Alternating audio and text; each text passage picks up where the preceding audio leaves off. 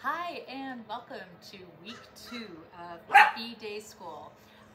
So you saw last week we were introducing our foundation skills, name game, hand targeting, and this week our video review is going to be a little bit different. You're going to see Melissa working through those skills plus introducing down, and I will be doing voiceover instructions. So sometimes it's really cool to do it that way. You kind of get a closer up, like an actual puppy view of what things look like. So let me know if you have any questions. Suzy continues to do great, and she is always the life of the party. So we'll see you guys next week. Bye.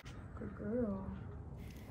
So every week we will continue to build on our foundation skills. We're working on the name game and the hand targeting, the touch game. We're going to continue those all throughout the program. So once the dog is kind of solid and has a great understanding, we will start to increase the distraction level that's around the dog. We'll also start to increase the amount of repetitions the dog will have to do before they get a reward. But for right now, think about it as they do one thing, they get one treat, what we call a 1-to-1 ratio. So we can see that Melissa is doing a little bit of a treat toss, just tossing the treat to get the dog distracted and far away from her. Then she's going to say the name. Puppy responds, and then she's trying to get the puppy to come all the way into her so that she learns the rewards happen right in front of the person that is saying her name. Good girl. Good tip, if you can't get the puppy to walk towards you, back away from them. Don't move towards the puppy, back away. It will pull the puppy into you. Suzy! Yes, good girl.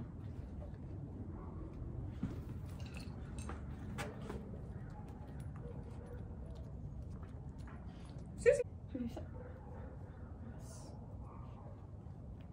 Suzy.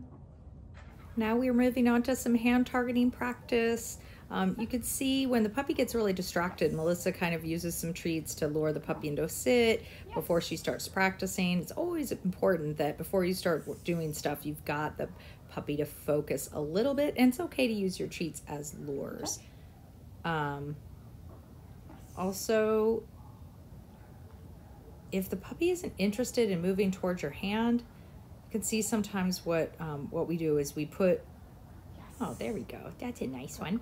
Sometimes what we'll do is we'll put the treat behind the hand that we're asking the puppy to touch to get them a little bit, just sort of brings that smell and there, that's super good. Sort of brings the smell and the focus a little bit more into that target hand.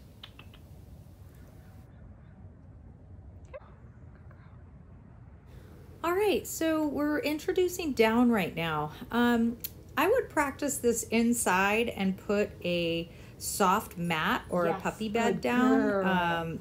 Good job. Get really good treats, and you can watch how patient Melissa has to be. The puppy does not know how to follow a lure. What she's doing is she's taking a treat and she's putting it on the ground. She's trying to make it really exciting.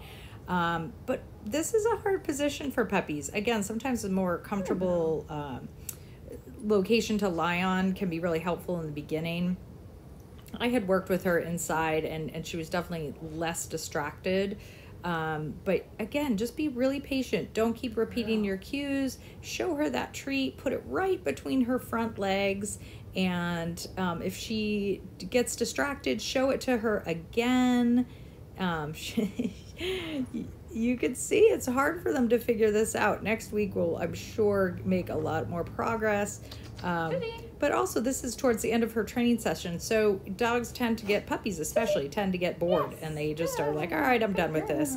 Had a lot of treats, I'm ready to move on. Thinking is hard.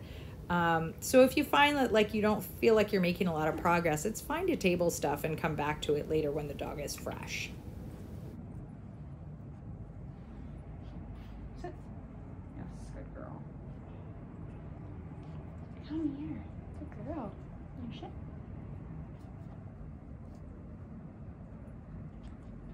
Yes, good girl. That's it, good girl.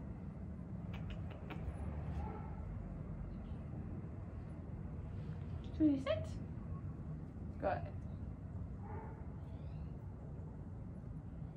Yes, good girl. Good girl, yes.